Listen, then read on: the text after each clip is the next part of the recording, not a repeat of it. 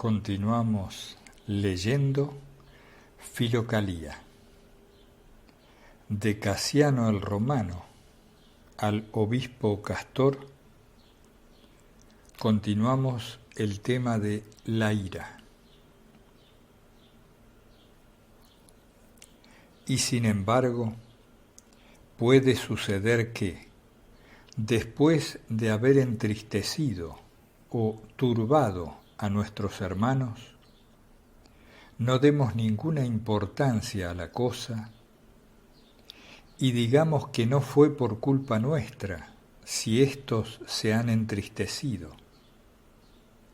Pero el médico de las almas, queriendo desterrar del corazón cualquier pretexto para el alma, no solamente nos ordena dejar la ofrenda y reconciliarnos con el hermano, si nos sucediera que nos hemos enojado con él, aun en el caso en que nuestro hermano tuviera algún motivo de tristeza respecto a nosotros, justa o injustamente, aun así es nuestro deber cuidar de él, pidiéndole disculpas.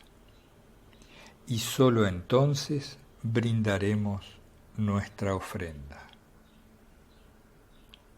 Pero, ¿por qué insistimos tanto con los preceptos evangélicos? También de la ley antigua nos llegan enseñanzas. Esta, que parece tener más condescendencia que rigor, nos dice: no odies a tu hermano en tu corazón. Y aún, los caminos de quien guarda rencor conducen a la muerte. En este caso, no solamente prohíbe el pecado en los actos, sino que lo censura también en los pensamientos. Es conveniente, pues, para quien sigue las leyes divinas, luchar con todas sus fuerzas contra el espíritu de la ira y contra el mal escondido en nosotros, y no buscar el desierto y la soledad porque guardamos cólera contra los hombres, como si allí no hubiera nadie que nos empujara hacia la ira, y como si en la soledad fuera más fácil realizar la virtud de la paciencia. Esto significaría que queremos alejarnos de los hermanos por soberbia, rehusando acusarnos a nosotros mismos y no queriendo atribuir a nuestro propio descuido las causas de nuestra turbación. Lo que es importante para nuestra paz y corrección no se logra por medio de la paciencia de nuestro prójimo respecto de nosotros, sino por nuestra tolerancia respecto de nuestro prójimo.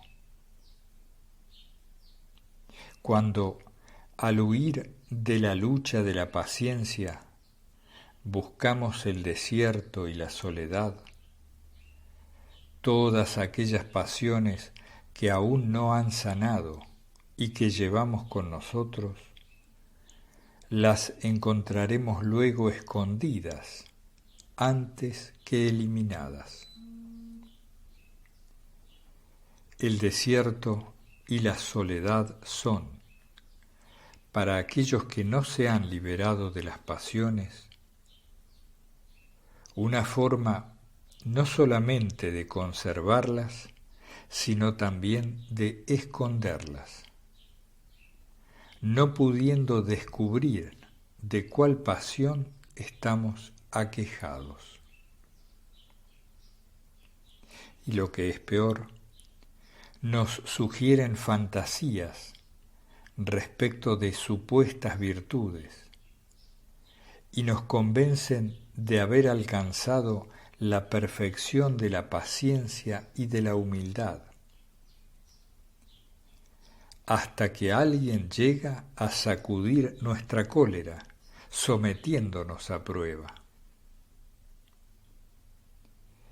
Y cuando sobreviene una ocasión cualquiera que sacuda y atormente al que se encuentra en esta situación, de inmediato las pasiones escondidas, las que no notamos anteriormente, como caballos desenfrenados, se lanzan al galope y, nutridas por la hesiquía y el ocio, arrastran aún más salvaje y violentamente a su caballero. Las pasiones, cuando no son sometidas a prueba por parte de los hombres, se tornan aún más salvajes en nosotros.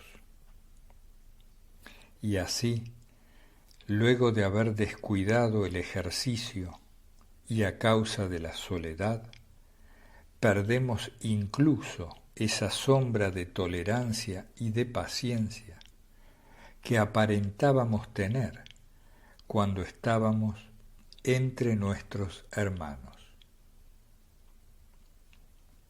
Como las bestias venenosas que habitan el desierto o sus propias madrigueras y manifiestan su furor cuando aferran a quien se acerca, así los hombres pasionales que se hallan en un estado de hesiquía, no por actitud virtuosa, sino a la fuerza, es decir, debido a su soledad, vomitan su veneno cuando alcanzan a alguien que se les acerca y los provoca. Por este motivo, es necesario que aquellos que buscan la perfecta humildad pongan buen cuidado en no irritarse, no solo contra los hombres, sino tampoco contra las bestias ni los objetos inanimados. Recuerdo que cuando vivía en el desierto me encolerizaba contra el báculo y me desahogaba contra él, ya porque era grueso o porque era delgado. Otras veces me enfurecía contra un árbol cuando, queriendo cortarlo, no lo lograba enseguida. O bien contra el pedernal, cuando, al tratar de prender el fuego, la chispa no saltaba de inmediato. La ira se encontraba en mí en un estado tal de excitación que llegaba a desahogarla contra los objetos insensibles.